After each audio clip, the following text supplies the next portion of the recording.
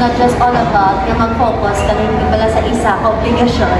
I learned that throughout sa duwa ko katuwid diri sa PESCAR is that you have to be very, di pala, kabalo ka mag-balance sa time mo, and as a PESCAR student, though it's like jack of all trades, biglang atake.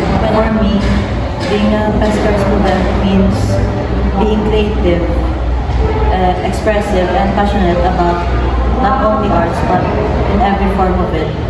And sa ako, specifically sa visual arts, it's not just about learning skills but also about discovering myself through different forms in art as a visual artist in PESCAR.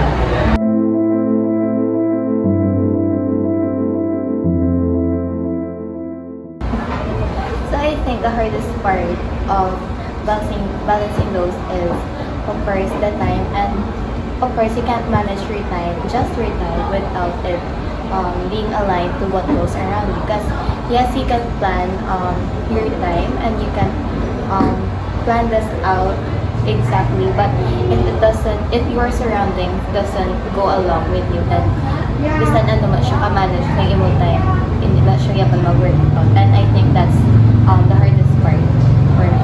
It's not really a big deal, but I'm good at managing my time, especially when there is a lot to do. The trade-off is that it's really quite draining.